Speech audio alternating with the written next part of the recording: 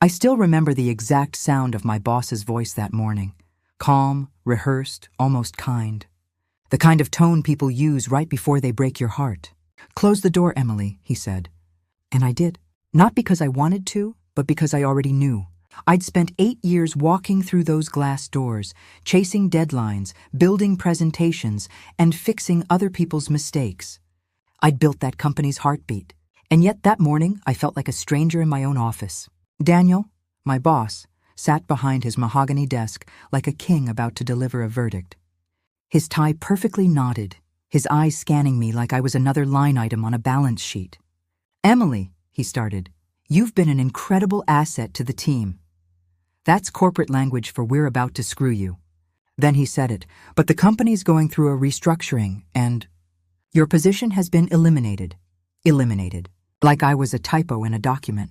I remember staring at him, waiting for the part where he'd say it was a mistake. That there was a solution. Instead, he slid an envelope across the table. "My severance. 2 weeks' pay," he said, like he was offering me mercy. 2 weeks? After 8 years of 12-hour days, skipped vacations, and corporate loyalty that nearly cost me my health. "Daniel," I whispered, trying not to shake, "you can't do this. You know half your department runs on my work." He smiled, that perfect soulless executive smile. "Oh, I'm sure we'll manage." And that's when I knew he'd planned it. 2 days later, I discovered the truth. My project, the one I'd spent 6 months developing, had been rebranded under his name. He took my work, claimed it as his, and used it to impress the board. And when they approved funding, he cut me loose. I wanted to scream. But instead, I packed my things into a cardboard box. My nameplate, my coffee mug, the small plant that had somehow survived the office's recycled air longer than I had. When I left the building, I caught my reflection in the revolving glass doors, pale, tired, and suddenly invisible. That first week was a blur of rejection emails and sleepless nights. I'd applied to 5 companies. None called back. I sat on my couch, still wearing my old work blazer, refreshing my inbox like it owed me hope. My rent notice came. My savings were shrinking, and the silence in my apartment grew heavier every day. Then one night, while scrolling through LinkedIn, I saw it. Daniel's post. Thrilled to announce the success of our new strategy. My team's hard work truly paid off. My project. My blood and sweat, and his name attached to it. I dropped my phone. The rage in my chest was sharp, electric. I poured myself a glass of cheap wine, sat in the dark, and whispered, "I made you. And I can unmake you." The next morning, I met with Claire, an old mentor and former boss from my early 20s. She owned a small marketing consultancy uptown. When she saw me, her eyes softened. "You look like someone who's been through a corporate war," she said. "I lost," I replied. She gave a quiet laugh. "Maybe. Or maybe you're just between battles." We talked for hours, about Daniel, the company, the betrayal. Finally, she leaned forward, smirk. "Then build something he can't control." Those words burned into my mind. That night, I couldn't sleep. My laptop sat on the table, screen glowing in the dark. I opened a blank document. The cursor blinked at me, patient, expectant, and I started typing. At first, it was just a plan. Notes, ideas, contacts. But then I realized I didn't need permission. I had experience, connections, and a name that still carried weight. So I made a list of every client Daniel had ever undervalued.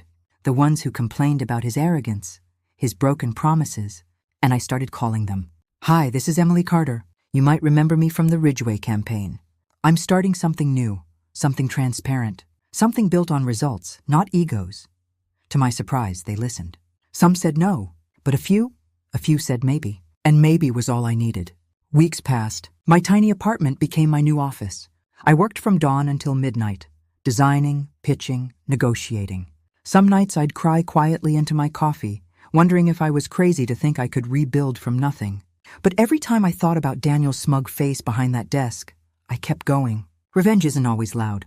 Sometimes it's quiet, patient, strategic. The first time I landed a client, I nearly screamed. It was a small contract, nothing glamorous, but it was mine.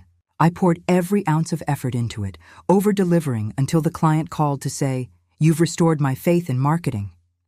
That one testimonial opened the next door. Then another. Before long, I had 3 clients. Then 5. I started hiring freelancers. Old colleagues who'd also left Ridgeway because of Daniel's toxic management. One by one, they joined me. We worked from cafes, from living rooms, from anywhere with Wi-Fi and coffee strong enough to fuel ambition. It wasn't glamorous, but it was ours. And then came the first real shock. A client I'd pitched 2 years ago called me out of nowhere. "We're reconsidering our partnership with Ridgeway," he said. "Their new strategy isn't working. Do you still consult? Do I?" I met him downtown at a rooftop bar overlooking the skyline, the same skyline that once made me feel small. This time, it looked like opportunity. After I walked him through my proposal, he said, "I like your vision. Let's move forward." I excused myself, went to the restroom, locked the door, and cried. Not out of sadness, out of relief. The next few months blurred together in caffeine, deadlines, and momentum. My company, Carter & Co., was officially real. I rented a small office space in Soho.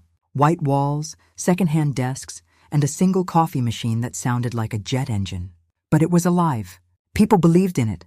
And for the first time in months, I believed in myself. Then came the day I'd been waiting for. A potential client, one of Ridgeway's biggest accounts, reached out. They wanted to hear my proposal. It felt surreal. This was the same client Daniel had bragged about for years, the one he used to impress the board. And now they were sitting across from me in my modest Soho office, sipping bad coffee and nodding at my slides. When the meeting ended, the senior manager shook my hand. "We'll be in touch soon, Emily." 2 weeks later, I got the email. They were leaving Ridgeway and signing with me. Daniel called me that night. His name flashed on my phone, and for a moment, I just stared at it. Then I answered. "Emily," he said, his voice tense. "I hear you've been reaching out to our clients." "Clients?" I said. "Oh, you mean the people you ignored for years?" He sighed. "You're playing a dangerous game." I smiled. "So are you." Then I hung up. The next few weeks, Ridgeway tried to undercut me.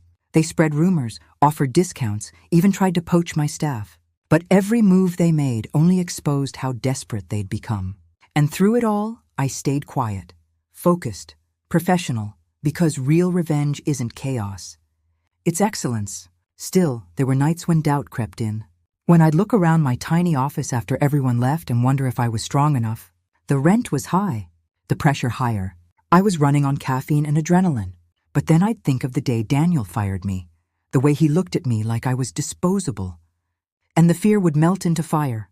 By the end of that year, Carter & Co. had 12 clients and a reputation for precision and integrity.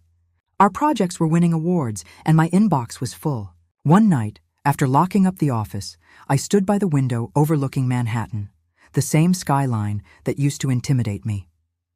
Now it felt like a reflection of possibility. And that's when I realized something. Daniel hadn't destroyed me.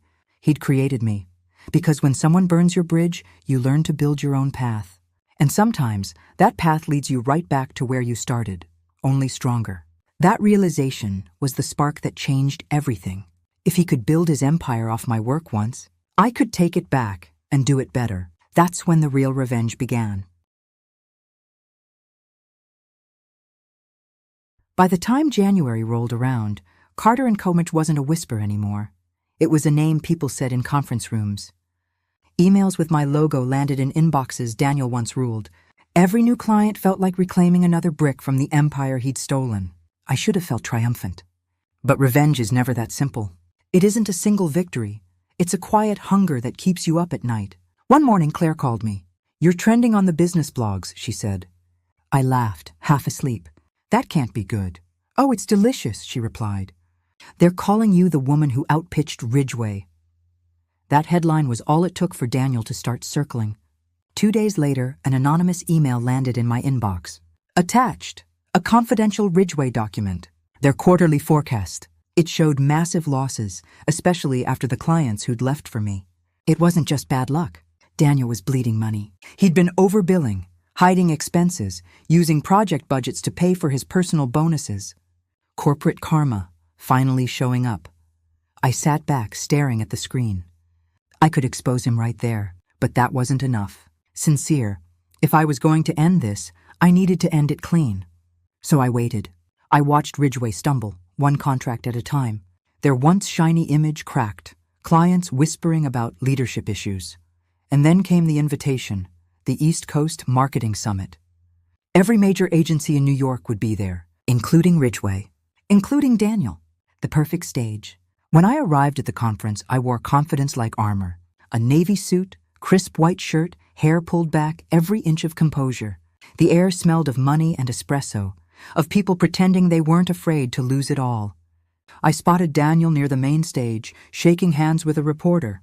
He looked older, thinner, the kind of tired success can't hide. When his eyes met mine, he froze for just a second. Then that same plastic smile appeared. "Emily," he said smoothly, "didn't expect to see you here." Oh, I'm everywhere these days. The panel discussion started. Topic: the future of ethical marketing. Irony, right? Daniel was one of the speakers. I sat in the second row, listening as he spun lies about transparency and team trust. Each word felt like sandpaper against my skin. Then the moderator opened the floor for questions. My hand went up. "Emily Carter, Carter & Coomer," I said into the mic. Daniel's jaw tightened. "I'm curious," I continued, "how a company preaches ethics while falsifying client billing reports for 2 consecutive quarters." A ripple spread through the room. Whispers. Phones out. The moderator blinked. Daniel stammered, I don't know what you're implying." "Oh, I think you do," I said. And I held up a printed copy of the document. Security tried to move in, but I was already walking away. The audience was buzzing.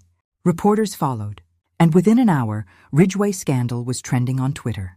Daniel called me that night, furious. "How dare you humiliate me like that?" He shouted. I waited for silence. "How dare you steal my work?" I said quietly, "We're even." Then I hung up. But revenge isn't just public, it's emotional. The next morning, I watched the news. Ridgway's board had called an emergency meeting. Daniel's photo flashed across the screen. CEO under investigation for financial misconduct. For a moment, I almost felt pity. Almost. Because behind every ruined man, there's usually a woman he underestimated. Weeks passed. Clients kept calling. My company doubled in size. We hired full-time staff, upgraded offices, launched new campaigns. Sometimes I'd catch myself smiling during meetings, remembering how Daniel once told me, "You'll never make it without this company." He was right. I didn't make it without it. I made it beyond it. Then, one rainy Tuesday, my assistant knocked on my door. "Someone here to see you." When I looked up, I froze. Daniel. He looked different. His power suit hung loose, his arrogance replaced by exhaustion. "5 minutes," he said softly. I nodded. He sat down across from me, the same distance, the same setup as the day he'd fired me. But this time the desk belonged to me. "I wanted to apologize," he said. "Not because I think you'll forgive me, because I need to say it." For the first time, his voice sounded human. He told me the board had forced him out. He'd lost everything: money, reputation, friends. "I thought I was untouchable," he said. "Turns out I was just replaceable." Those words hit harder than I expected. "I don't hate you, Daniel," I said quietly. "I just learned from you." He nodded. "Seems you learned better than I taught." He stood, extended his hand. For a second I hesitated. Then I shook it, not out of mercy, out of closure. And when he left, I finally exhaled. That night, I stayed late in the office, alone. The city lights glittered through the rain. I poured a glass of wine and watched the reflections ripple across the window. Revenge had felt like fuel for so long. But now, it just felt quiet, empty but peaceful. Because in the end, I didn't want his destruction. I wanted my freedom. I walked over to the whiteboard and erased the last remnants of my revenge plan. In its place, I wrote one word: legacy. Tomorrow, we'd launch a mentorship program for women starting their own consultancies. Free workshops, real resources, the kind of support I never had. If success was my revenge, empowerment would be my redemption. As I locked the office, my phone buzzed. A news alert. Ridgway Enterprises officially files for bankruptcy. I stared at it for a long moment. Then I turned off my phone, stepped into the cold New York air, and smiled. Sometimes revenge doesn't need fireworks. Sometimes it's just walking away, knowing the world finally saw the truth. I wasn't the woman he fired. I was the woman he should have never underestimated, and that's how I took his company. Not by destroying it, but by outgrowing it. They say revenge is best served cold, but I think it's best served successful. Because nothing burns brighter than the light of someone who refused to stay broken.